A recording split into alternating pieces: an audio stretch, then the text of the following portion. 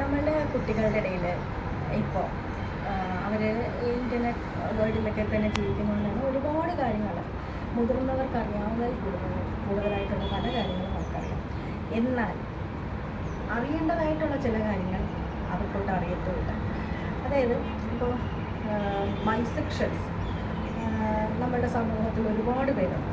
ഞാനിപ്പോൾ പറയുന്നത് ക്യാമ്പസുകളുടെ ബേസ് ചെയ്തിട്ടാണ്.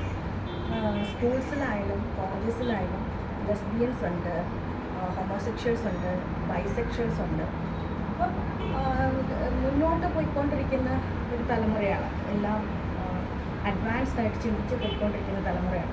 നമുക്ക് അവരെ പിറകോട്ട് പിടിച്ച് മാറ്റാം എന്ന് പറയുന്നത് അസാധ്യമാണ്.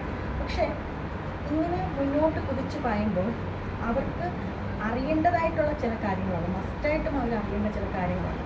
അതായത് ഇപ്പം ഇപ്പം പെൺകുട്ടികൾക്ക് തന്നെ നമ്മൾ ഈ സെക്ഷലായിട്ടുള്ള കാര്യങ്ങളൊക്കെ പറയുമ്പോഴൊക്കെ അവർക്ക് പറയുന്ന രീതി തന്നെ മാറ്റി ക്ലാസ് കൊടുക്കാറുണ്ട്. കാരണം മുൻപൊക്കെ നമ്മൾ മൂല്യങ്ങളും ധാർമ്മികതയും ഒക്കെ ഫോക്കസ് ചെയ്തിട്ടാണ് പറയുന്നതെങ്കിൽ ഇപ്പം അവർ തിരിച്ചു ചോദിക്കും, എന്താണ് പുരുഷനില്ലാത്ത എന്ത് വെർജിനിറ്റി, എന്ത് പിന്നെ അതായത് മലയാളത്തിൽ ചോദിക്കുകയാണെങ്കിൽ പുരുഷന്മാർക്ക്